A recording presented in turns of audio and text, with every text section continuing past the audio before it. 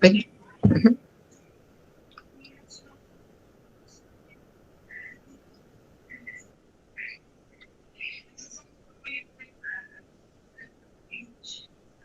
Doña Marlene, ¿sabe silenciar el micrófono? Solamente escuchamos, pero no escuchamos su fondo. A ver, ¿cómo es que el cuento este? ¿Tú lo tienes en el celular, doña Marlene? Ya quedó silenciado, ya, ahí le aparece. Ya lo silencié. Exacto. Doña Marlene, cuando desee compartir, simplemente le hundes ahí en el micrófono para que te podamos escuchar.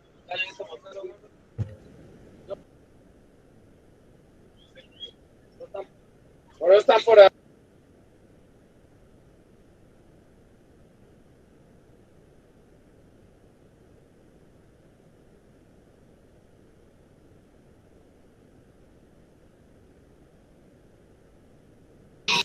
Buenas noches, Edinson, bienvenido.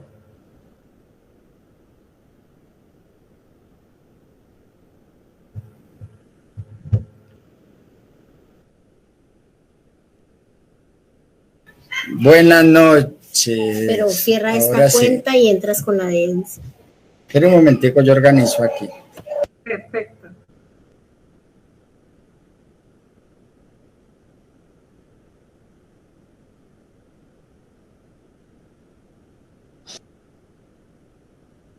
Flavio, buenas noches, bienvenido. Gracias por estar aquí. Muchas gracias, Jenny. Muchas gracias.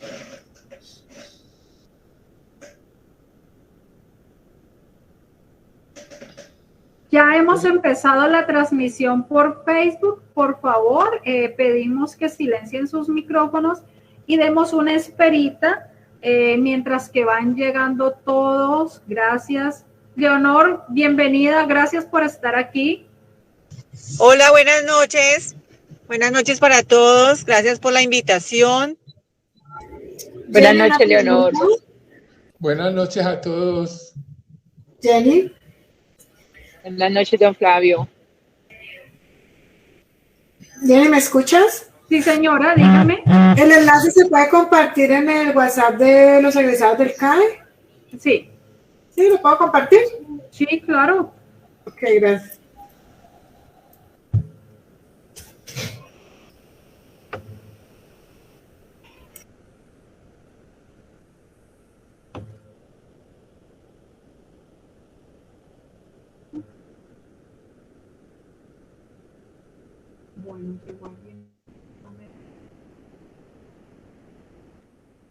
Buenas noches, Estela, por ahí también. Buenas noches, Edinson, gracias por estar aquí, señora.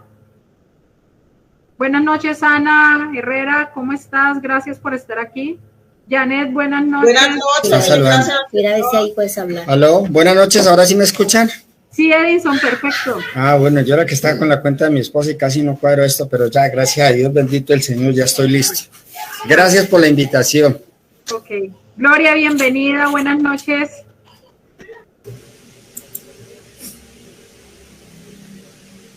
Hola, buenas noches. Qué Gloria, pena, buenas noches. Tengo mucha gripa, pero aquí estoy. Bien. Hola, Anita. Gorda, ¿qué más? ¿Cómo vamos? ¿Cómo sigue? Bien, ya mucho mejor, gracias a Dios. Espero que esté bien para el domingo. Dios también. Buenas noches a todos. Buenas noches, gracias por estar aquí, Anita. Buenas noches, Ana Sofía. Buenas noches a todos. Buenas noches. Buenas noches. Buenas noches. ¿Qué más? ¿Cómo vamos? ¿Cómo sigue? Ya mucho mejor, gracias a Dios. Espero que esté bien.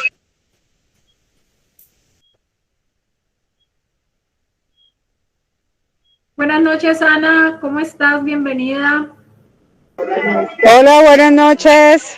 Bienvenida, Ana Cucalón. Muchas gracias. Por aquí todavía hay una reunión, pero yo no me quise perder ni un minuto porque ayer me perdí como 10 minutos. Okay, perfecto. Janet, buenas noches, bienvenidas. Ruth, bienvenida. Buenas noches. Buenas noches. Buenas noches, ¿cómo están? Roberto, bienvenido. Jenny, ya solucioné los problemas de sonido. Genial, perfecto. Qué bendición.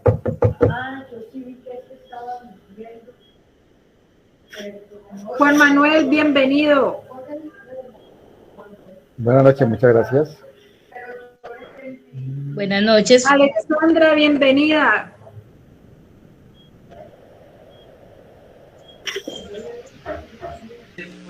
Buenas noches. Edward.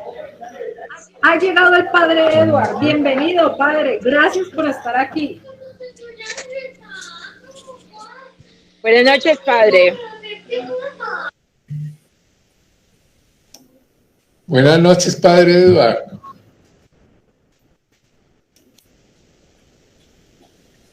Vamos a esperar, buenas noches para todos, vamos a esperar unos 2 o 3 minuticos más para que se terminen de conectar los que faltan y arrancamos entonces con el ponente de hoy. ¿Listo? Perfecto. Valentina, buenas noches, bienvenida. Listo, a las 8 puntos. Nancy, buenas noches, bienvenida. Esteban, buenas noches, bienvenido. Elizabeth, bienvenida. Recuerda ahí uno, ¿no? Buenas noches para todos, ¿cómo me les ha ido? Muy bien, gracias. Diana, bienvenida. Buenas noches, muchísimas gracias.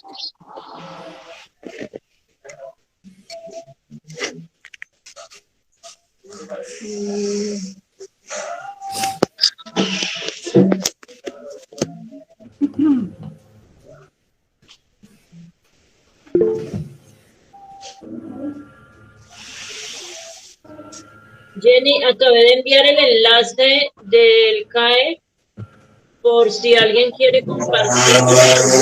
Está allí. Ok, perfecto. Buenas noches, Gabriela, bienvenida. Buenas noches. Aquí está María Inés, Piedad, Elizabeth. Ay, qué hermosas. Estamos todos. Excelente, excelente ese combo. Sí, excelente. Estamos aquí en el computador de Gabriela. Súper. María del Carmen, bienvenida. Luz Estela, bienvenida. Gracias, buenas noches a todos.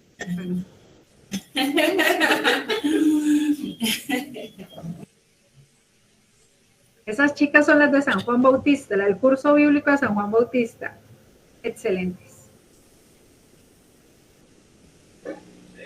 Bueno, nos falta un minutico ya para empezar, ya van a un minuto para las 8 y vamos a empezar.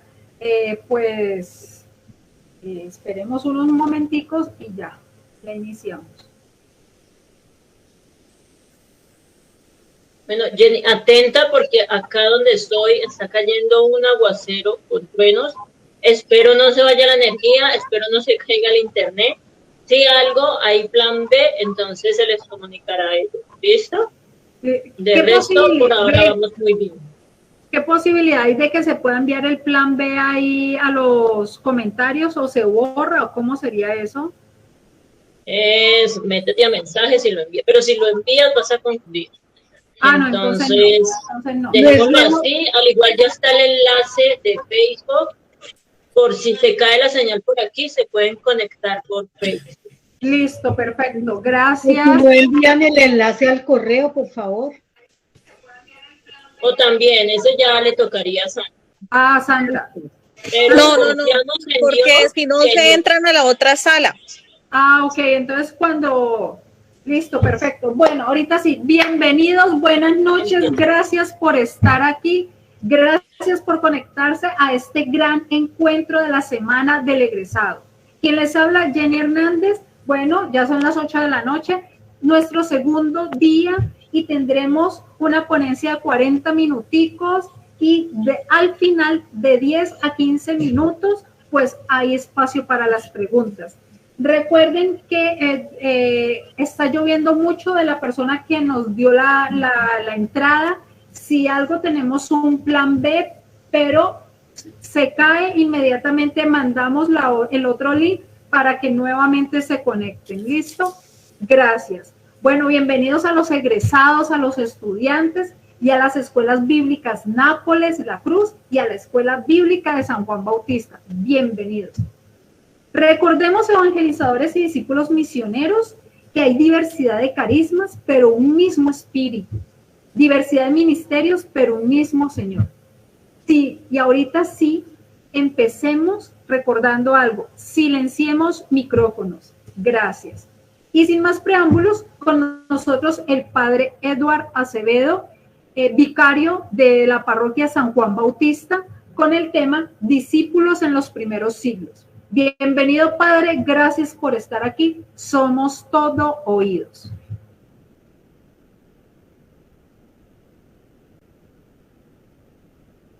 Padre. Ahora sí, ¿me escuchas?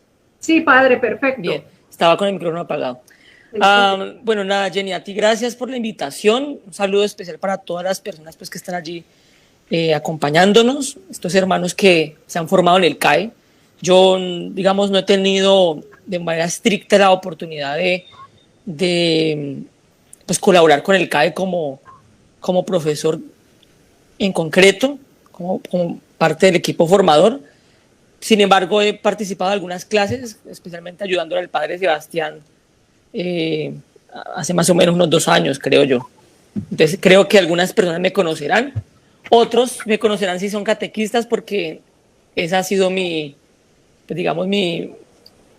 durante muchísimos años, mi trabajo en la iglesia, ¿no? Mi misión en la iglesia, ser catequista desde muy joven. Entonces, bueno, algunos me conocerán también porque estuve muy vinculado a la pastoral de catequesis, también durante más o menos 2 años. Y nada, bueno, Yanni me ha pedido un favor de abordar esta temática que a mí me parece que es muy importante. Yo creo que es importantísima, pero también tiene muchas dificultades en términos propiamente, digamos, académicos, ¿no?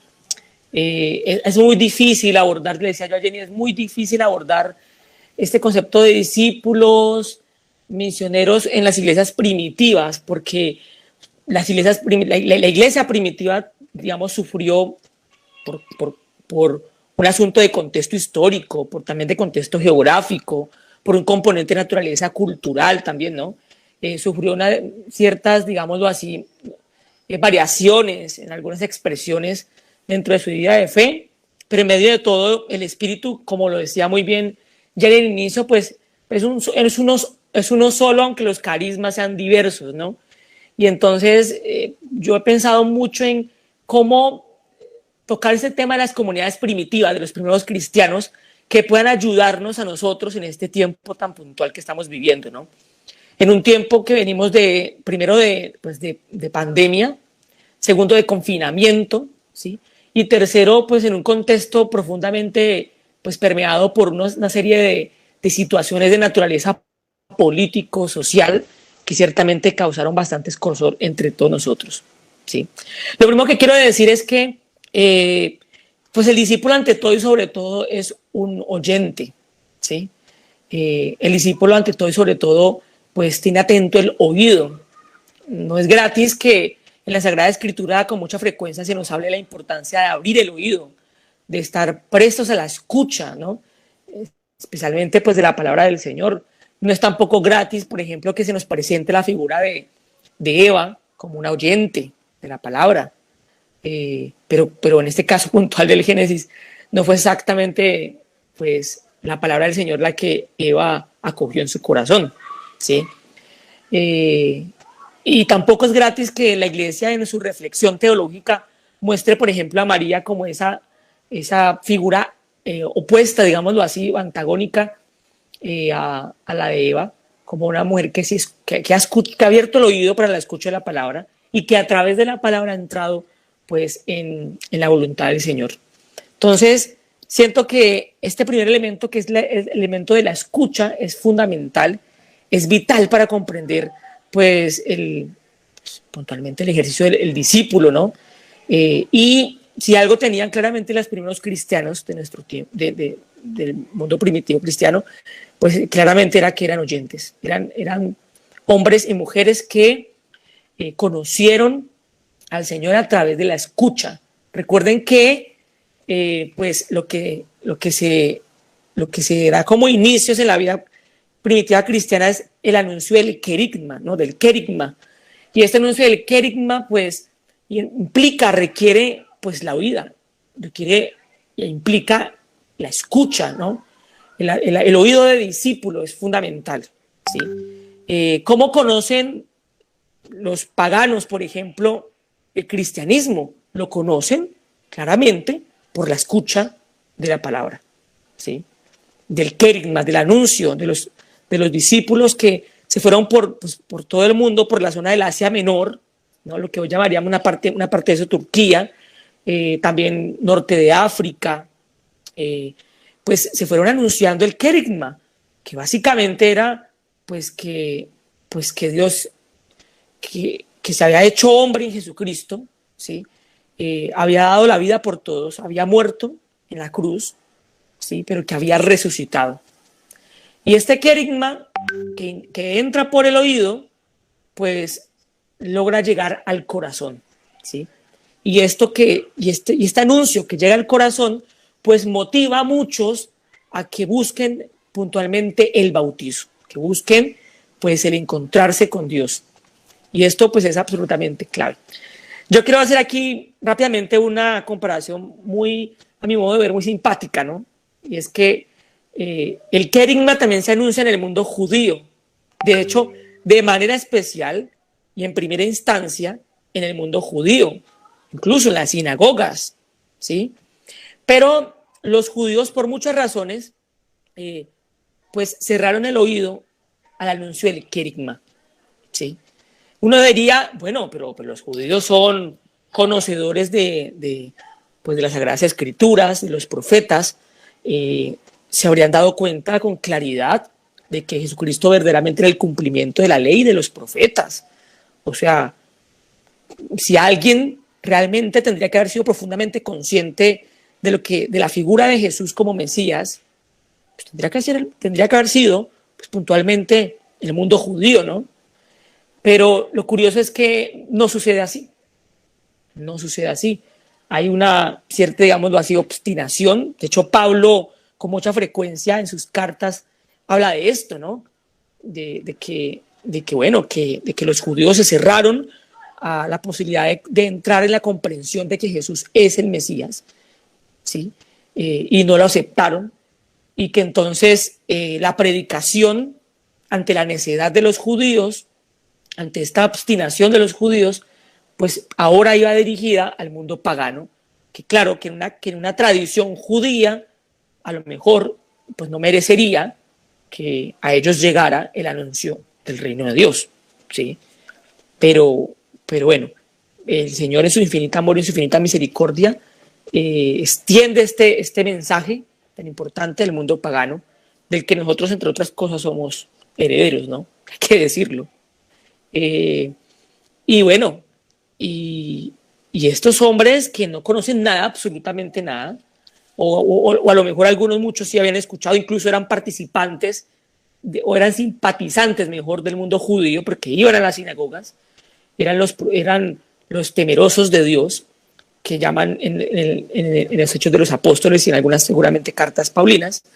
Esos temerosos de Dios, pues, y muchos otros paganos o gentiles que no necesariamente eran cercanos a la sinagoga, pues escuchan el mensaje, escuchan el querigma y dejan tocar su corazón sin ser necesariamente hombres conocedores de la ley de los profetas, ¿sí? Lo digo ¿por qué, hermanos? Porque esto puede pasar contigo y conmigo también. Somos muy católicos, muy cristianos católicos, de Eucaristía dominical o de Eucaristía diaria, de rosario, de novena, de no sé cuántas cosas, ¿no? Pero podemos cerrar nuestro corazón, o sea, cerrar nuestro oído y cerrar nuestro corazón, aunque somos muy practicantes, ¿no? Aunque seamos muy cercanos de las dinámicas de la iglesia. Eso no significa necesariamente que por nuestra cercanía con la iglesia verdaderamente hayamos sido oyentes, ¿sí? Como discípulos, ¿sí? Y que hayamos dispuesto nuestro corazón para que también nuestro corazón pueda albergar, digamos, un anhelo de discípulo, de una vida de discípulo. Entonces, en ese sentido, creo que quiero llamar la atención al respecto de esto, ¿no? No podemos confiarnos con que hayamos recibido culturalmente una fe, ¿sí? Que hayamos recibido culturalmente unas ciertas prácticas religiosas, sino que el discípulo, ante todo y sobre todo, es un oyente consciente y es alguien que abre el corazón para que la palabra pueda permear en él, para que pueda entrar en él, ¿sí? Diciendo esto, pues me acercaría a lo siguiente. El Concilio Vaticano II fue muy insistente en varias cosas. Por un lado, el abordaje de las Sagradas Escrituras como fuente de revelación. Sabemos que las fuentes de la revelación son básicamente dos, ¿no? Que son pues la Sagrada Escritura y la Sagrada Tradición, ¿no? Y que el magisterio de la Iglesia pues camina junto a la tradición y la Sagrada Escritura para pues ayudarnos puntualmente a entrar en estas fuentes de la revelación y para que podamos acogerlas en nuestra vida con mayor claridad y con pertinencia, ¿sí? Y justamente en la tradición de la Iglesia y en las Sagradas Escrituras, que son fuentes de revelación, podemos ver que pues la vida de los cristianos en la edad antigua, ¿no? En el periodo llamado nosotros primitivo, pues juega un papel significativo e importante, ¿sí? Yo hoy escucho que en las parroquias hablamos mucho del plan pastoral y muchas cosas de los planes pastorales, y sí tienen sentido en la medida en que hay un contexto político, social, cultural, en donde el plan pastoral pues tiene que ayudar puntualmente a cargar de una metodología, de una pedagogía, a un espíritu puntual como el cristiano, ¿no? Pero yo creo que hay una metodología, voy a decirlo así, hay una metodología, o mejor aún, hay un proceder pedagógico por parte de Dios que yo creo que es la clave de cómo vivir nuestra vida cristiana y de cómo vivir nuestra vida cristiana siempre como discípulos. Y es la vida en comunidades. Es la vida en comunidad. Eso es clave. O sea, tú puedes ser un hombre muy creyente y conocedor incluso de todas las prácticas rituales de la iglesia, de los dogmas, de la teología y no sé cuántas cosas. Pero si tú no vives en comunidad, si tú no tienes una comunidad cristiana, no será posible que tú vivas el espíritu propio de la iglesia si estás desvinculado de esa comunidad. Y eso es lo que, pues sencillamente, los cristianos en la edad antigua, en la etapa llamada primigenia de la iglesia, pues con claridad nos están transmitiendo, ¿no? Y es que la vida en comunidad es fundamental para mantenernos firmes en la fe. Puede hacer una interpretación un poco brusca, seguramente que los padres que son biblistas me dirán que soy un poco pues brusco y que estoy forzando un poco el texto, pero yo creo que este texto que voy a mencionar tiene un componente significativo en relación a las dinámicas de la comunidad. Yo recuerdo este pasaje que nos menciona que Tomás estaba ausente en la reunión con los discípulos, ¿no? Con los apóstoles, y que Jesús se hace presente en medio de ellos, ¿no? Y cuando Tomás regresa a la casa, le cuentan que el maestro estuvo con ellos, que se les apareció, y Tomás pues entra en una incredulidad, ¿no? Dice, pues no creo, o sea, hasta que yo no experimente, hasta que yo no entre en contacto físico con el maestro, no meta su dedo en la cicatriz de los clavos y no meta la mano en el costado, pues yo no voy a creer, ¿sí? Y una reflexión que escuchaba yo hace mucho tiempo, una catequesis al respecto de esto, decía que Tomás no cree, que a Tomás se le hace inconcebible, que se le hace imposible entrar en este acontecimiento de la resurrección y de la aparición del Señor, pues porque no está en el contexto de la comunidad, porque no está en el espíritu de la comunidad, ¿sí? Por eso si uno no está en la iglesia, se le hace muy difícil, hermanos, entrar en la fe. Muy complicado vivir la fe si uno no está en las dinámicas de la iglesia. Cuando uno recibía a personas que van a hacer el cursillo para el bautizo de sus hijos, con mucha frecuencia uno escucha ese tipo de personas. Padre, yo no necesito ir a una iglesia para comunicarme con Dios. Padre, yo tengo un diálogo perfectísimo con Dios en mi habitación, porque entre otras cosas también el texto bíblico lo dice, que me encierre en mi habitación y ore pues de manera muy piadosa, etc. Y yo digo, sí, ese componente es muy importante, pero la vida espiritual del cristiano es integral. Y aunque ciertamente uno debe vivir una vida espiritual muy, muy personal, muy particular, esa vida espiritual también se debe vivir en las dinámicas de una comunidad, en una dinámica eclesial, y en una dinámica también, pueda llamarlo así, extrapolando términos, muy sinodal también, en el sentido en que la iglesia tiene una historia, la iglesia tiene un espíritu, la iglesia tiene un espíritu que se expresa a través, pues, de unas autoridades puntuales, ¿no? No son autoridades políticas ni militares, ¿no? Es una autoridad, por supuesto, pastoral y espiritual, que es la autoridad de los ministros, ¿no?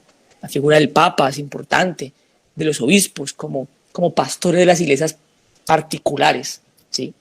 Y debemos estar en conexión con este espíritu de nuestro arzobispo, en el espíritu propiamente de nuestro Papa. Hay muchos temas que a mí me encantarían tocar al respecto y que yo en San Juan Bautista lo he mencionado, ¿no?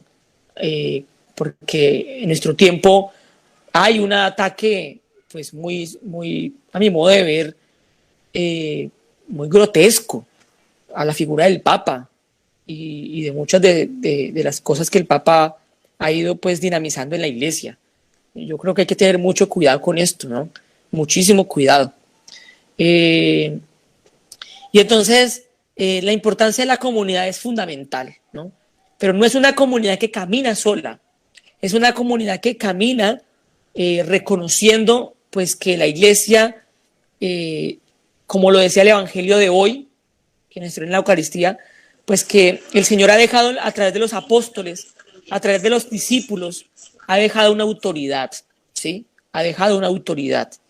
Y que esta autoridad está en función de ayudarnos a vivir la fe, está en función de ayudarnos a encontrarnos con el Señor, está en función de pues exorcizar nuestros demonios, de lo que nos impide realmente amar, de lo que nos impide verdaderamente perdonar, ¿no?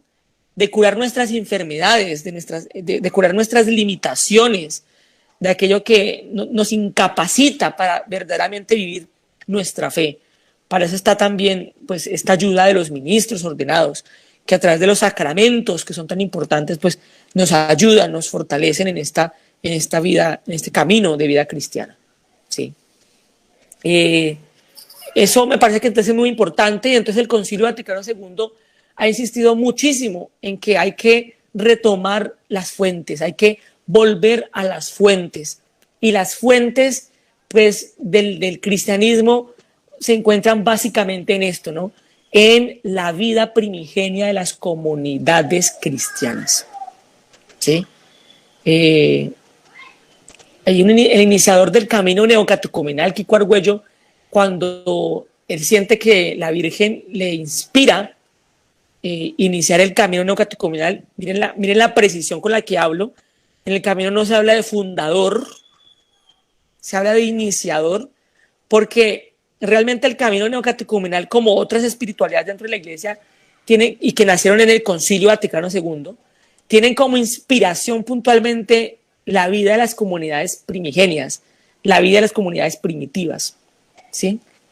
Entonces, Kiko Argüello dice que la Virgen le inspira 3 cosas que son muy importantes y que son muy interesantes. Una, que hay que vivir en sencillez, que hay que vivir en humildad, sencillez y alabanza.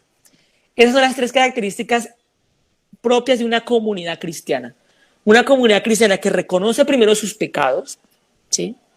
Que es consciente de sus pecados, porque es una gracia conocer los pecados, es una gracia fundamental,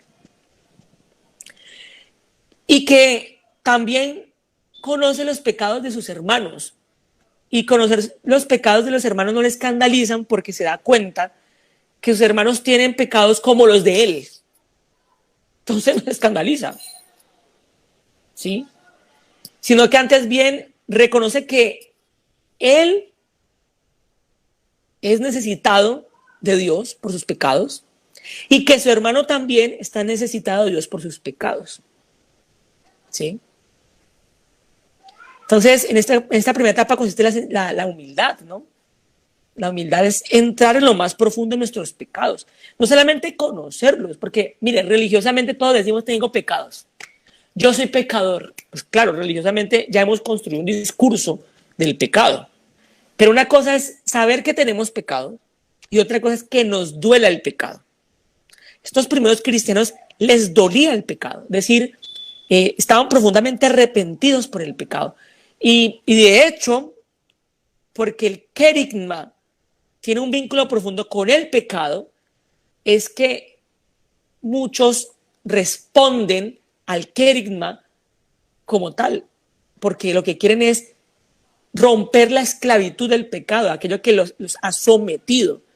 Y el querigma es el anuncio de eso, de que Dios viene amoroso y misericordioso a salvarnos, a redimirnos con el pecado, como lo dice el prefacio, ¿no?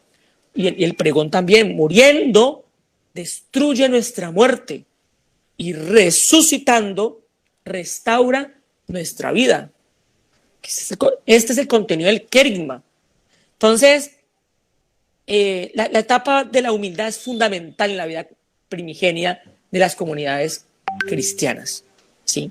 El reconocer primero que soy pecador, que estos pecados me han distanciado de Dios, no me han permitido gozar, no me han permitido disfrutar enteramente del amor de Dios, ¿sí? Me privan del amor de Dios, me encierran, me ensimismizan, ¿no? Por eso la soberbia y el egoísmo son dos pecados que aparecen con gran naturalidad en la vida del hombre, ¿sí? Y que son los dos pecados pues, con los que tenemos que combatir espiritualmente de manera permanente, ¿sí? La sencillez, pues es dejarse ayudar. ¿Por quién? Pues por la iglesia, por los ministros. Dejarse ayudar porque no tenemos la verdad, ¿no? Y menos en nuestra condición de pecadores. No tenemos la verdad. La verdad la conserva la iglesia y la verdad es Jesucristo, ¿no? Y la iglesia conserva unas armas que nos las proporciona de manera gradual, de manera gradual pero continua, ¿no? Estas armas que nos ayudan a combatir nuestros pecados, ¿sí? Que nos fortalecen espiritualmente. Y esas armas claramente que son pues los sacramentos, ¿sí? Que son los sacramentos. Al principio en la vida de la iglesia sabemos que existe el bautizo con mucha claridad.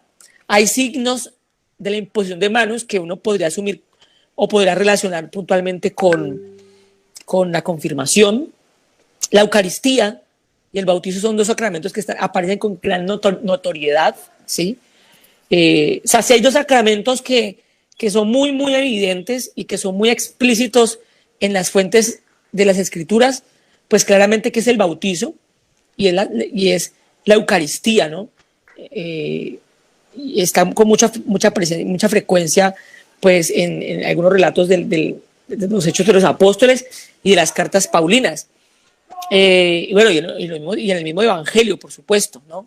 Entonces, estas gracias que el Señor la ha dejado en la vida de la comunidad, la ha dejado en la vida de la iglesia. Y la sencillez que consiste en que los hermanos de la iglesia, de la comunidad, se dejan ayudar por la iglesia, ¿no?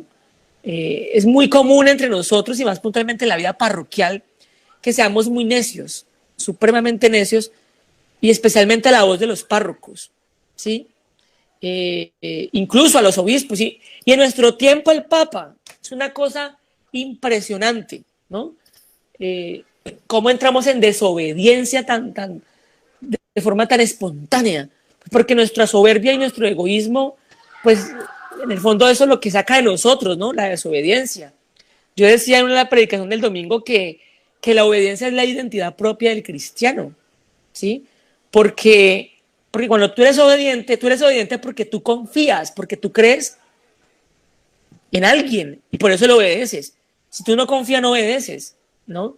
Ponía yo un ejemplo ahí como medio tonto, pero que a mi modo de ver creo que es muy, muy, muy interesante, y es que, por ejemplo, yo cuando iba a piscina y no sabía nadar, todavía no sé nadar, cuando mis primos me decían que me tirara, yo decía, no me voy a tirar, la madre, porque yo no voy a poner en juego mi vida y no la voy a poner en las manos de mis primos. Pero cuando era mi papá el que estaba en la piscina y era mi papá el que me decía, tírese, pues yo me tiraba, me lanzaba, porque yo confiaba en mi papá. Le podía obedecer a él cuando él me decía que me tirara, porque su amor, ¿no? Había construido en mí una confianza profunda, de tal manera que yo podía poner en las manos de mi papá, pues mi vida, y me podía tirar. Por eso podía ser obediente. Por eso la obediencia es un signo de fe, un signo de fe. Y la obediencia es una identidad y tiene que ser una identidad propia del cristiano. No puede haber cristianos, no puede haber discípulos si no hay obediencia.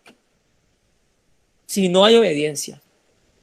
Si verdaderamente tú confías en el Señor, si estás profundamente convencido en el Señor, confías en la iglesia, que es en la que el Señor ha confiado para dejar su legado, especialmente evangelizador. Y confías que en la iglesia están todos los medios para encontrarnos con el Señor. Y eres obediente a la iglesia. ¿Sí? Y le tienes fe a la iglesia. No puede decir uno, Cristo sí, iglesia no. Lo lamento mucho, pero esta realidad es intrínseca. La iglesia es ante todo el cuerpo místico de Jesucristo. ¿Sí? Y para que puedas entrar en comunión con Cristo, es indispensable que te entiendas como miembro de un cuerpo, que tiene un orden, que tiene una diversidad de órganos, pero que en esa diversidad de órganos hay una armonía, que tiene un orden, ¿no? Y que es fundamental. La cabeza es Cristo. Y entonces, eso lo tenían claro las comunidades cristianas primitivas. Porque, mira, muchos eran los que, mira, uno puede encontrar, a grosso modo voy a explicarlo, uno puede encontrar alrededor de 4 expresiones cristianas primitivas. Una, llaman algunos académicos como los galileos itinerantes radicales, que eran aquellos que habían dejado todo para el seguimiento de Jesús, como por ejemplo Pedro y sus demás compañeros pescadores. Son unos galileos que radicalmente asumieron el mensaje de Jesús y se fueron a evangelizar. De hecho, con el mensaje de hoy del evangelio, ahí está claramente representado, que se van desprovistos de cosas, ¿no? Sueltos de cosas para emprender el trabajo misional, ¿no? Hay otra fuente que dicen que habían galileos sapienciales.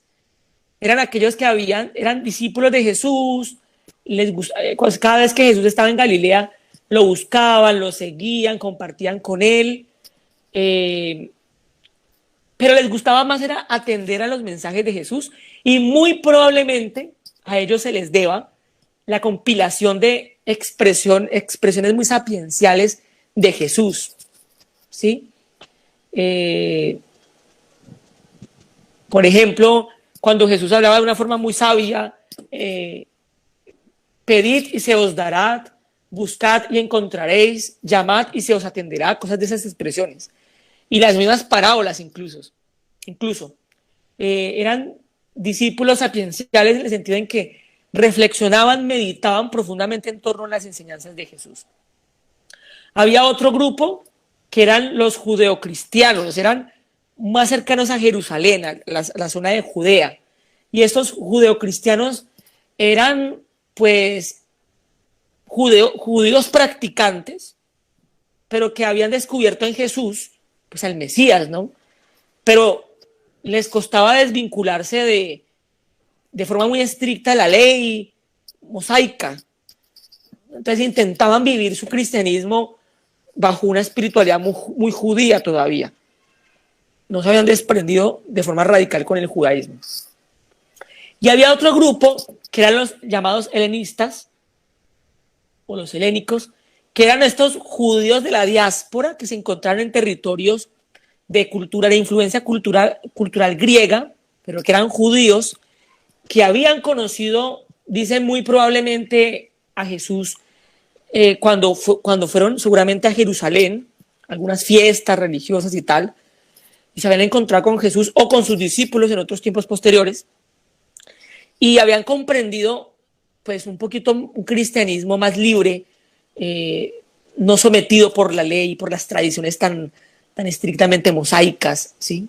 Etcétera. Entonces, miren, aquí encontramos una variedad significativa de grupos cristianos, incluso en las evangelizaciones posteriores, es decir, del siglo ya segundo, principios del siglo segundo, ya uno encuentra incluso que muchos territorios como Alejandría, Antioquía, la Siria, la Libia también, muchos territorios pues habían comenzado a vivir su fe cristiana con unas ciertas particularidades, ¿no? Pero al final, en medio de todo, intentaban mantenerse siempre fieles pues al evangelio que los apóstoles habían transmitido. De allí que hablemos tanto de que nuestra fe es una fe apostólica, ¿no? Ayer que celebramos la fiesta de San Mateo, que era apóstol, por supuesto, pero también evangelista, ¿no? Entonces, muy importante que se entienda que estas comunidades, a pesar de su diversidad de carismas, y seguramente con sus particularidades culturales y por contexto, a pesar de eso, intentaban mantenerse fieles en armonía con las enseñanzas de los apóstoles, ¿sí? Y cuando se presentaban dificultades frente a algunos temas muy puntuales, como lo sabemos por las Sagradas Escrituras, el de los judaizantes, ¿no?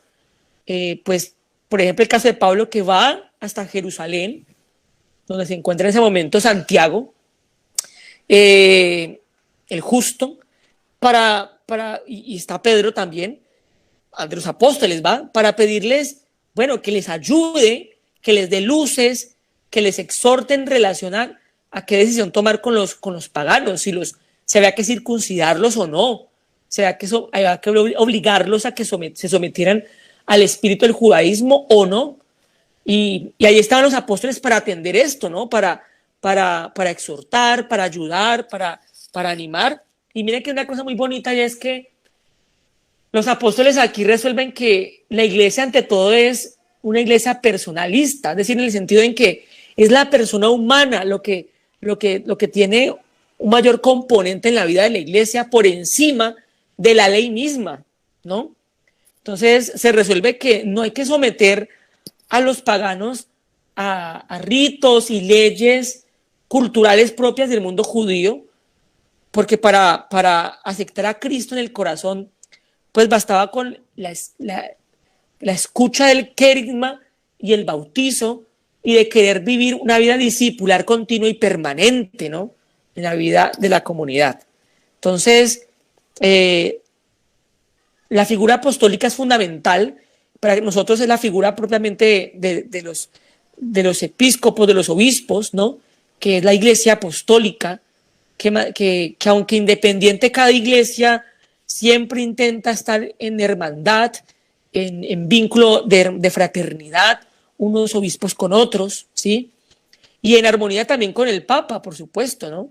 En comunión con el Papa, reconociendo que en el Papa, pues claramente reposa pues la autoridad de la iglesia apostólica, la figura de Pedro, ¿no?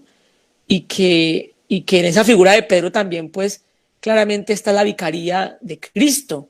Entonces, esto, hermanos, es fundamental. Y yo esto no lo digo porque sea presbítero. Los que me conocen de antes, desde seminarista, siempre lo he explicado y lo he dicho, ¿no?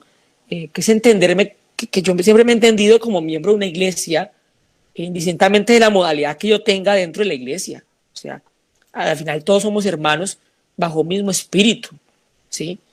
Y esto es ciertamente muy importante y es fundamental. Entonces,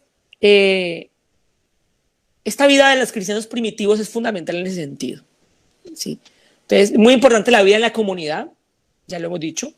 Muy importante que aunque haya una diversidad de carismas y de expresiones o modas, formas de vivir la fe, ante todo y sobre todo, esas maneras de vivir la fe estén siempre en armonía y en consonancia con la autoridad apostólica, ¿sí? Que para nuestro caso son los obispos y es el Papa.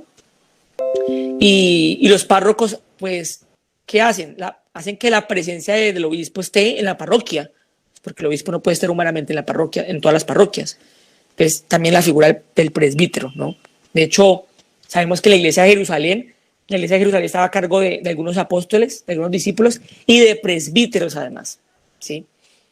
Y un tercer punto que a mí me llama mucho la atención, que me ha llamado siempre mucho la atención de las iglesias primitivas, de los cristianos en la época primigenia del mundo, de nuestro tiempo cristiano, es que celebrar la fe implicaba un riesgo fundamental en la vida de la persona.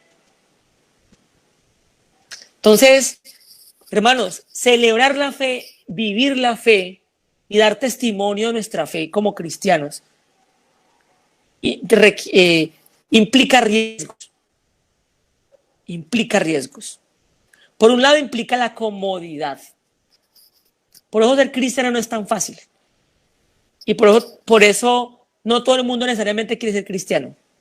O sea, mucha gente quiere ser temeroso de Dios. Mucha gente quiere decirle a Dios, bendíceme Dios, y bendito sea el Señor. Gracias Señor, pero hasta ahí. Pero apostar por una vida cristiana no es fácil. Y le cuesta a muchos, porque implica la comodidad de sus propias apetencias. ¿Sí? Y lo digo porque a mí me cuesta, por supuesto, y puede ser muy cura y pues todo lo que ustedes quieran. Pero me cuesta también, por supuesto, ¿no? Porque pone en juego mis apetencias, mis intereses instintivos también, ¿no? Están en juego. Entonces no es fácil. Por otro lado, porque realmente implica un riesgo con la vida. Porque ser cristiano implica la persecución.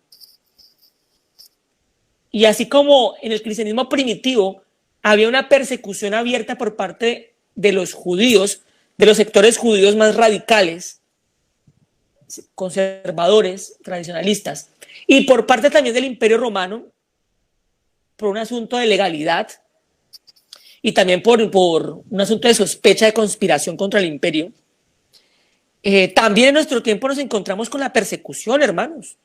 Lo que pasa es que nuestras persecuciones son sutiles y a veces no tenemos el discernimiento para ver las persecuciones.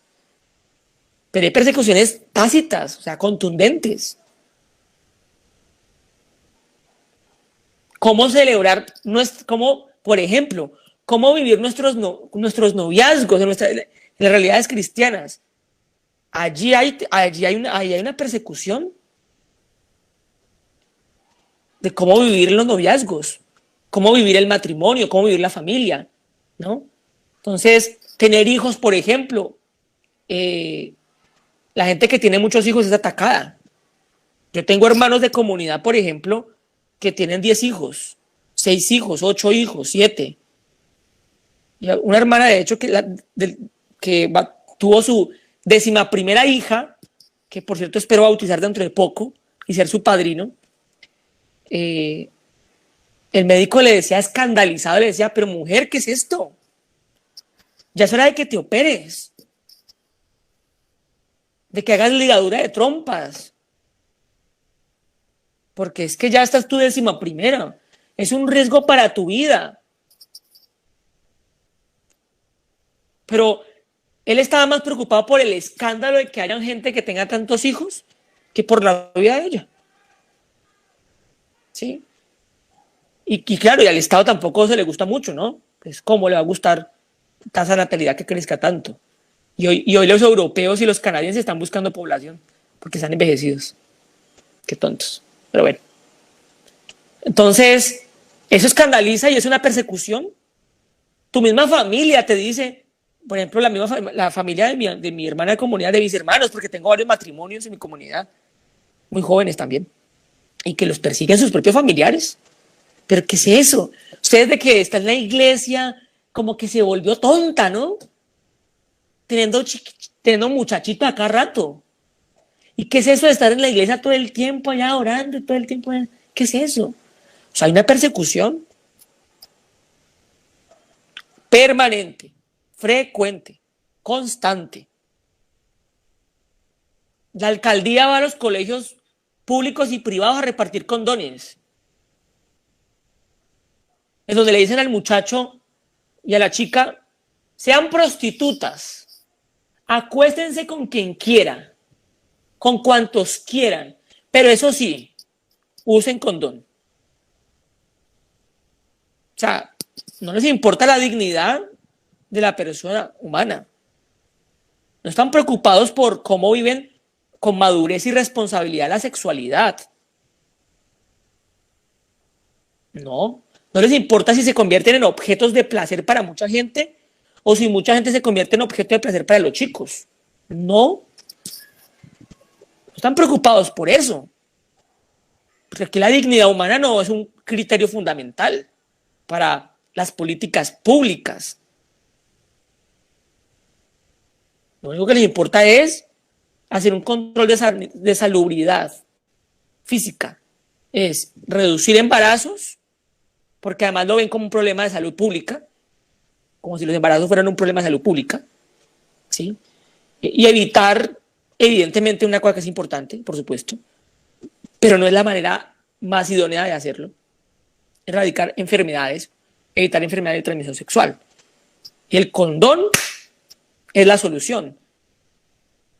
Punto. Entonces, el que tiene condón puede ser un egoísta. Tengo condón, entonces me acuesto con quien quiera, con cuantas quiera. Y las convierto en un objeto de placer. Hoy tengo ganas, entonces, ¡pum! Condón y ya, punto. ¿Y dónde está la educación a la castidad, por ejemplo? Que es importante. O sea, ¿por qué no somos capaces de enseñarle a nuestros jóvenes que la sexualidad es integral, no solamente tiene que ver con un asunto de la cama, del coito, que la sexualidad es bella, que la sexualidad es sagrada y que hay formas de vivir la sexualidad? Porque ahí hay un ataque, ahí hay una persecución a nuestra manera de entender la sexualidad y se nos burlan en la cara. Somos estúpidos quienes hablamos de esa forma o pensamos de esa manera o queremos vivir de esa forma. Y el aborto y la eutanasia, ¿no? Y muchas cosas más son persecuciones sutiles que aparecen. El matrimonio de parejas del mismo sexo, la adopción por parejas del mismo sexo, etcétera, ¿no? Son realidades que aparecen en nuestro tiempo. ¿Y qué nos está diciendo el mundo? Le decimos a la iglesia que por favor la iglesia se ponga en consonancia, ¿no? En armonía con el lenguaje de nuestro tiempo. O sea, como si la iglesia tuviera que pensar igual a como piensa el mundo. El día que la iglesia piense exactamente igual como piensa el mundo, ese día yo digo hasta luego. Porque digo lo siguiente, ¿para qué iglesia? Si voy a vivir exactamente como el mundo me dice, qué bobada, no tiene sentido. Entonces, hay persecuciones permanentes y constantes. Renieguen del Cristo, le decían a los cristianos en la época primitiva, ¿no? Si reniegas de tu fe, te perdonamos la vida. Y hoy en nuestro tiempo nos están diciendo socialmente lo mismo. Si reniegas de tu fe, no te vamos a juzgar. Si reniegas de tu fe, vamos a entender que tú eres una persona de mente abierta. Si reniegas de tu fe, pues bacano, estás con nosotros, viejo. Y entonces pasamos chévere, sin problema, rico. Son otros lenguajes, pero a la final son las mismas expresiones de ¿qué? De persecución y de persuasión. que yo no sé si tú te has dado cuenta de eso, si lo has discernido o no lo has discernido. ¿Sí? Y hermanos, y lo peor, y es que nuestra laxiedad, es decir, nuestra forma tan relajada para vivir la fe, también se ha convertido en una persecución interna. Entonces, el combate espiritual es permanente. El combate espiritual es permanente. ¿Sí? Y ahora con este contexto del COVID, yo les decía a mis hermanos de comunidad que son 35, y hay varios ahí que son ya ancianos, decía, venir a las misas, celebrar la Eucaristía en este tiempo de COVID que no se ha desaparecido, pues aunque ya estén abiertos los bares, estén abiertos pues los coliseos, los estadios, los moteles, ¿no? Todo está abierto hoy. La gente va a todos lugares y se llena, menos a la iglesia. Decía yo, de todas maneras es un riesgo. Así como en el cristianismo primitivo era un riesgo celebrar la Eucaristía. Vos te encontraban celebrando la Eucaristía, te checaban, se daban cuenta que eras cristiano y a lo mejor te metían a la cárcel o te mataban. Por eso las celebraciones debían ser en catacumbas o en lugares muy, muy escondidos. Y hoy, pues también nos toca celebrar en medio de un riesgo de morirnos la fe. Porque o te mueres en tu casa sin celebrar la fe, o te mueres celebrando la fe. Y lo mismo decían los cristianos de la época primitiva. O nos privamos y nos morimos, o nos morimos celebrando la Eucaristía. Punto. Si tú estás convencido y si tienes bien planteado y resuelta tu vida cristiana, no le das más vuelta al asunto. Te dejas de tonterías y pones en juego tu vida. Obvio, hay realidades de hermanos ya nuestros que físicamente se les hace muy complejo ir hasta el templo. Para eso la iglesia da unas dispensas, digámoslo así, ¿no? Poder celebrar la Eucaristía a través de los medios de comunicación. Pero hoy para toda la gente, la misa es un programa de televisión, prácticamente. Después de la novela, sigue la misa. Y hasta yo me imagino que me dirán el rating, si sube o no sube el rating en la misa. No, hermanos, no es lo mismo estar conectados que estar relacionados. La iglesia nace, el cristianismo nace en un espíritu de relación, no de conexiones. Por eso, celebrar la fe con los hermanos es un riesgo que implicaba la vida, pero era un riesgo que se asumía, porque los hermanos comprendían, entendían, dimensionaban la importancia, lo fundamental que era celebrar la fe en relación con los hermanos. Esto es vital, esto es fundamental, y los cristianos de la época primitiva lo tenían clarísimo. Lo tenían clarísimo. ¿Dónde se vive la caridad? Pues es que vivir la caridad por un teléfono, como lo estoy haciendo yo en este momento, pues es muy fácil. Aquí todos se ven lindos, porque como no los veo bien, todos se ven lindos. Pero tenerlo al lado, compartir la vida con el otro, ¿no? Eso es otra cosa. Eso es otra cosa. Entonces, la relación es fundamental. La relación es fundamental. La conexión es importante, pero la relación es fundamental. Entonces, los cristianos de la edad antigua, del cristianismo primigenio, nos ayudan a esto, ¿no? A vivir, pues, nuestra vida, hoy nuestro discipulado, nuestra vida cristiana, nuestra fe, nos ayuda a vivir bajo un espíritu concreto. O sea, es que es el mismo espíritu de Jesucristo que ha estado vivo en la iglesia durante siglos, durante milenios, ¿sí? Y que debe permanecer entre nosotros. Yo le digo a la gente, debería darles pena que un culicagado como yo les esté diciendo a todos ustedes esto. Porque al final es que yo soy un mocoso frente a mucha gente, pues, en la parroquia que tiene ya 50, 60 años y que se supone son cristianos desde hace mucho rato. Entonces les digo, yo debería darles vergüenza que yo les llame la atención sobre esto. Porque es que es así, hermanos. Porque hemos dejado enfriar nuestra fe. Porque la hemos regalado. Porque la hemos prestado. Porque por pasar por chéveres, por pasar por bacanos, hemos relativizado todo. Hasta la manera de celebrar nuestra fe. La hemos relativizado. Y nos fijamos en pequeñeces, en tontadas, pero en lo fundamental no. Como lo decía yo por la homilía, la gente que prefiere privarse de la comunión, prefiere privarse de la comunión antes que comulgar en la mano. No, pues tan escrupulosos que son. Ojalá si fueran escrupulosos para no pecar. Escrupulosísimos. Porque no son dignos de recibir al Señor en la mano. Si fueran tan escrupulosos, no pecarían. Pero prefieren privarse de la comunión antes que recibir al Señor en la mano. Como si la lengua fuera muy pulcra, pues. ¿No? Habrá que ver.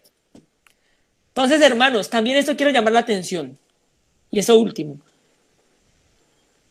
Toda la vida de la iglesia ha estado amenazada por las leyes, las formas, por las cositas, ¿no?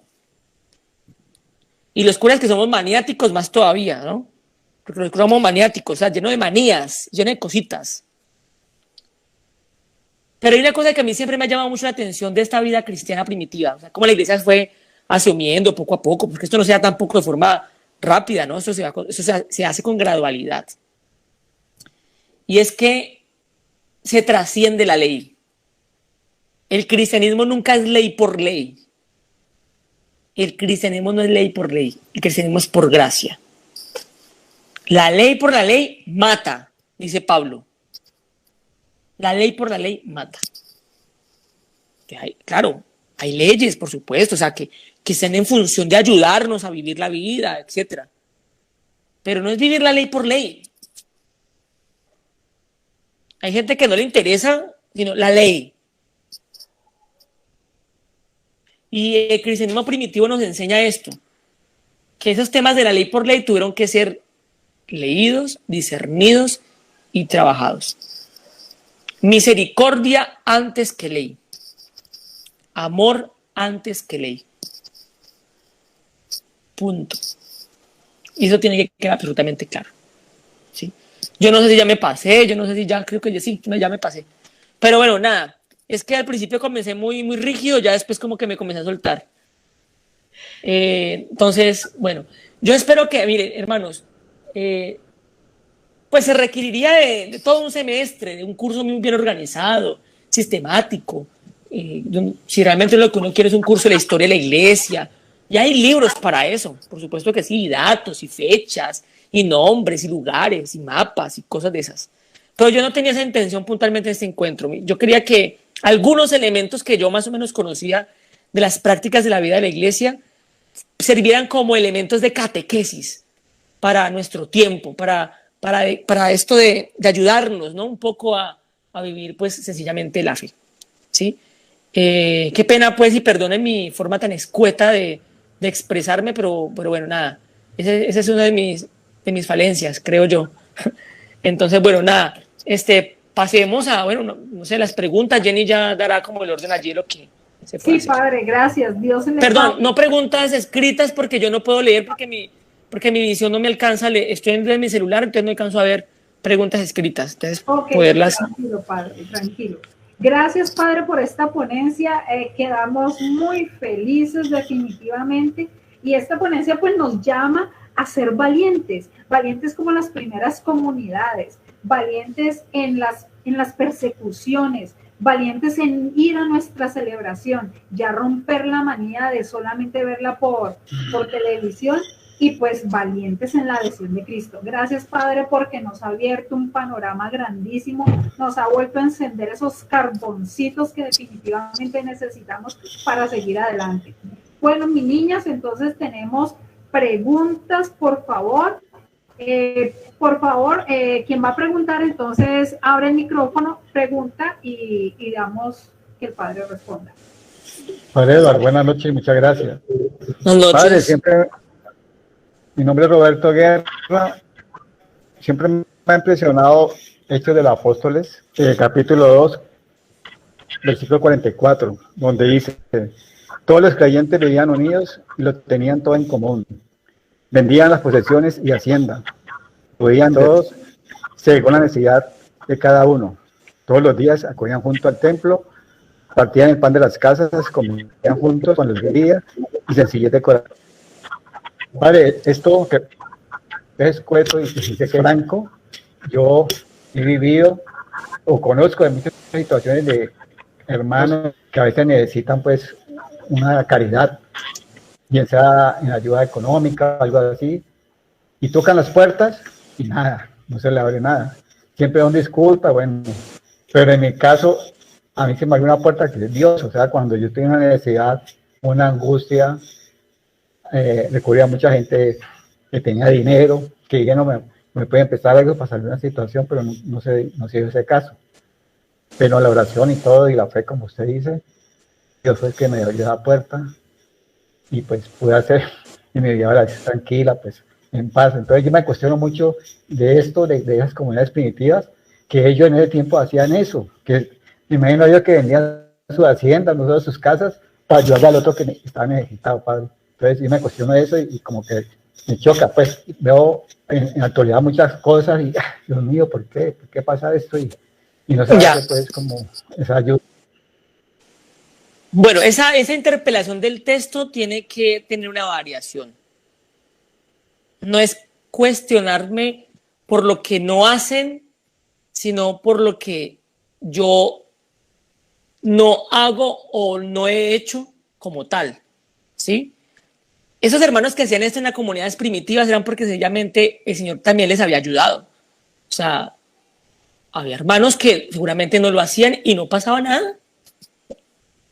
Pero algunos hermanos sentían en su corazón que debían hacerlo y que era su deber. Y ante todo y sobre todo siempre lo hacían de forma muy, muy prudente, ¿no? Parece ser que las comunidades lo que hacían era básicamente vender sus bienes en secreto, los que podían, porque tenían un terreno, por ejemplo, no porque fueran a vender su casa. No sabemos eso con certeza. Por ejemplo, el texto sí lo dice, algunos tenían un terreno, lo vendían, le daban, se acercaban a los apóstoles y le decían, mire, esto es para los hermanos que tengan una necesidad. Pero es un hermano que en su corazón siente que esto, pues, el Señor lo ha puesto en su corazón. No es que los apóstoles se fueran con pistolas o que les exigieran a todos que lo hicieran. O sea, esto no es una obligación. Esto es un asunto de que el Espíritu brota en nosotros, el deseo de hacerlo, y estamos tranquilos porque el Señor lo pone en nuestro corazón a hacerlo. Punto. ¿Sí? Y el hermano que no lo haga, pues, ¿tiene problema? Pues no. Él tendrá que revisar su corazón, qué es lo que el Señor le está pidiendo que haga en función de los otros hermanos. A mí me pidió vender un terreno que tenía y dar el dinero de ese terreno a los pobres. Y para que nadie se dé cuenta que fui yo, porque tampoco se trata de que se den cuenta que es uno, pues yo lo doy clandestinamente a los apóstoles, confío en ellos, que ellos repartirán los bienes a los pobres, a los más necesitados, ¿sí? ¿Qué pasaba? Que claro, eran comunidades muy maduras en el espíritu, o sea, que estaban viviendo también la caridad, porque sabían de la necesidad de los hermanos. Por ejemplo, discúlpenme que yo hable tanto de esto, pero es que la realidad que yo vivo, ¿no? Por ejemplo, en el caso del camino neocatecumenal, y también sé que las pequeñas comunidades del cine tienen espacios puntuales para los bienes en común, ¿sí? Aunque ambas la vivan de formas diferentes. Camino lo hace de una forma muy diferente a las pequeñas comunidades del cine, pero hay espacios puntuales para eso, ¿sí? Lo hacemos con nuestras limitaciones, por supuesto, ¿no? Y con nuestros defectos, pero también el Señor va poniendo en nosotros el deseo de ofrendar a un hermano que sabemos que está en una necesidad puntual, ¿no? Bendito sea el Señor, o sea, lo que tienes en tu bolsillo, 50 pesos, 100 pesos, qué sé yo, también eso está en función, pero aquí el asunto no es una cuestión de cantidad, sino también que es una cuestión de revisar el corazón y cómo el Señor suscita en el corazón, pues esto, ¿no? Hacer caridad a los hermanos. ¿Esto? Pero hay que tener mucho cuidado por entrar con juicios. ¿Y por qué si en la comunidad cristiana se veía esto? ¿Por qué en la actualidad no se ve esto? Yo he visto comunidades, yo he visto hermanos nuestros. Es más, yo mismo en mi tiempo de seminarista vi la caridad y el acompañamiento de muchos hermanos que incluso no tenían económicamente mucho, pero que siempre me acogían con mucha bondad. Y esto siempre me pareció como una cosa que llamaba la atención, ¿no? Y también he visto cómo gente que se desprende de sus bienes para donarlos y ese tipo de cosas las he visto yo y he sido testigo. ¿Que nos falta más a todos? Claro que sí. Porque no se trata, porque mire, ese es el problema con los bienes. Un señor que depende de papeles, vaya, quítele usted los papeles a un reciclador, lo mata. ¿Que cuánto cuesta papel? Pues nada, pero para él representa la vida. Entonces, no es fijarnos en si es mucho o poco lo que da, porque cada uno tiene que revisarse si lo que está dando es lo que está en el corazón. Eso es lo que tiene que revisar, ¿sí? Y hay que orar para que la caridad siga apareciendo en la vida de la iglesia, porque es fundamental. O sea, ¿cómo evangeliza uno a los hambrientos? Dándole de comer primero, ante todo y sobre todo, por supuesto. Por eso hay unas pastorales muy organizadas aquí en la arquidiócesis. A mí me parece que lo está. Por ejemplo, la pastoral de migrantes es una pastoral que tiene una actividad bastante significativa. El banco de alimentos también me parece que es una cosa muy loable, ¿no? Y bueno, y hay parroquias que de mucho antes, desde Monseñor Isaías, tenían comedores comunitarios, ¿sí? Y que atendían a personas. Por ejemplo, Tequendama, yo estuve con el padre Sebastián y se le daba desayuno todas las mañanas a los habitantes de calle, ¿sí? Y el domingo se les daba una catequesis en el estado en que estuvieran. Punto. Y bendito Dios, o sea, también el Señor suscita, pues. Y el Señor hay que seguir orando, por supuesto, hermano, para que esto no desaparezca en nuestros corazones. Ok, gracias, padre. Bueno, ¿quién tiene otra pregunta más corta y precisa? Gracias. Padre, buenas noches. Buenas noches. Padre, le agradezco inmensamente la conexión que usted ha hecho con la iglesia antes y la que estamos viviendo en nuestra actualidad. Mil gracias, la verdad, por esa conexión tan especial que hizo. Con respecto a eso, quiero hacerle una pregunta. Uno como discípulo y como servidor de la iglesia, ¿cómo hace para manejar, por ejemplo, que uno empieza a ver que hay algunos servidores que están manejando el término de inclusión, que todos sabemos que eso es como una línea muy delgada, y se empiezan a virar cosas que se van adaptando es al mundo y no a la iglesia? O sea, cómo actuar y uno empieza de pronto a hacer reflexiones y a de pronto a manifestar esas situaciones y ya queda uno es como entre ceja y ceja, porque entonces ya uno tiene caridad, ya uno no mira como miraría Jesús. O sea, ¿qué hacer? Bueno, tendría que haber unos casos muy puntuales para uno decir cómo se debe proceder. Aquí la mejor inclusión que hay es la que ha hecho el Señor, que ha dado la vida por todos. Que el Señor nos ha fijado en nuestros pecados, en nuestros errores, y tampoco el Señor se fija en nuestras particularidades, ¿no? O sea, pues no sé, es decir, por ejemplo, mi identidad no es que yo sea enano, ¿sí? Y la gente se fija, lo primero que se fija la gente en mí es que soy enano, que soy chiquito. Pero eso a mí me tiene sin cuidado, porque para mí lo que me parece es que soy una persona. Entonces, bendito Dios, si un hermano nuestro bautizado, que es abiertamente, por ejemplo, homosexual, pues va a la iglesia, pues que escuche una palabra, ¿sí? O sea, cada hermano tiene un fuero interno y tiene que saber qué está lícito en su vida y qué no. ¿Sí? Y cada quien tiene que ser responsable de eso. Yo creo que lo último es pelear con estos hermanos, ¿no? Con estos servidores que introducen este tipo de lenguajes y de pensamientos que me parece a mí que son de mucho cuidado. Yo también lo creo.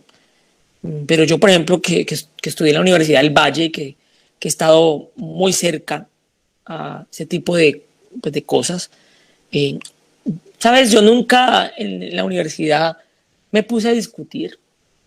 Yo solamente intentaba mostrarles, no, una cosa que el Papa dijo, mejor, me callo, una cosa que el Papa dijo que me parece que es pertinente, lo primero es hablarle al Señor de esa persona, antes que hablarle a esa persona del Señor.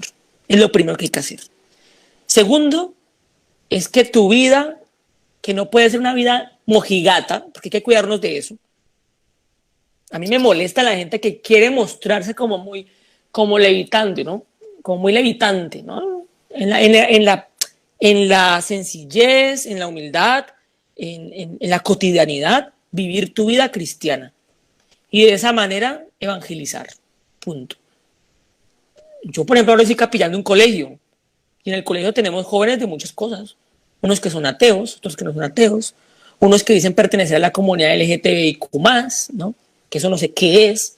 Es una cosa inventada, pero bueno.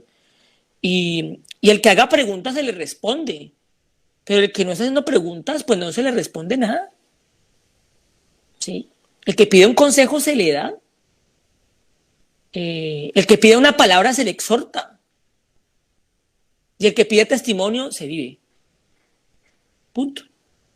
Entonces, si uno tendría que cuidarse, si de pronto esos hermanos están, por ejemplo, dando catequesis o cosas que sí ya son de enseñanza doctrinal y que estén filtrando ese tipo de lenguajes. Entonces, pues se le llama al hermano y le dice, pues mira, pues tú puedes pensar lo que tú quieras, pero el espíritu del cristianismo es otro.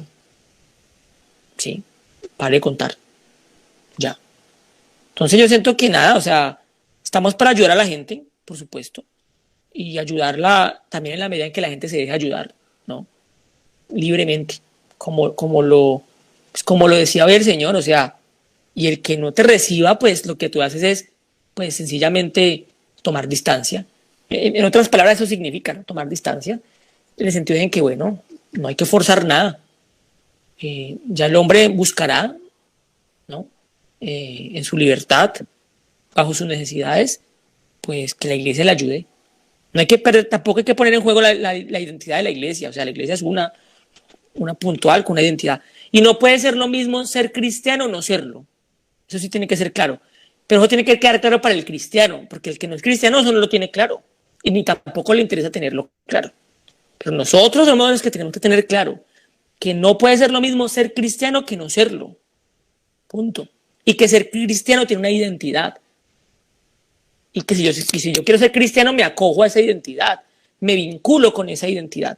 Y si no quiero ser cristiano, pues no pasa nada. Pues no lo soy y punto.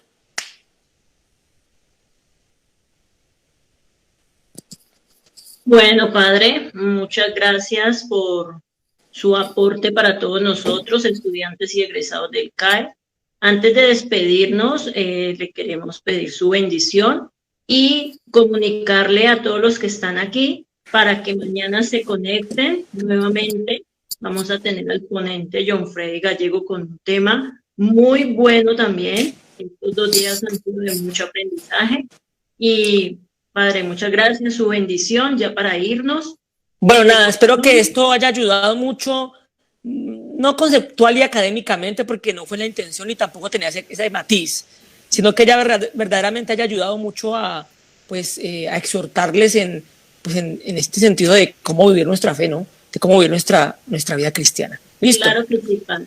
Lo importante es que nos dio un impulso nuevamente de cómo mirarnos, cómo reflexionar, cómo seguir adelante en este caminar que el Señor ha puesto en nuestras manos, en nuestro deber, en nuestro diario vivir, en el cotidiano, con un hermano, con el otro, cómo saber estar allí. Entonces, padre, pues su bendición y bien. Ya nos despedimos. El Señor esté con ustedes. Con tu espíritu. Y la bendición de Dios Todopoderoso, Padre, Hijo y Espíritu Santo descienda sobre ustedes y permanezca para siempre. Amén. Dios les bendiga. Oren mucho. Amén. Gracias. Muchas gracias. Gracias, Dios los bendiga, Dios los bendiga, gracias. Nos esperamos mañana. Gracias. Nos esperamos mañana. Gracias, chao, feliz noche. Para que sigan viviendo este congreso de egresados. Bendiciones. Gracias, gracias, bendiciones a ustedes también. Gracias, Padre. Excelente reflexión la de hoy. Ante todo, la parte de vivir la fe que nos implica demasiados riesgos. Entendí muchas cosas hoy referente a lo que nos está pasando a nosotros en comunidad. Bendiciones, corto llamada.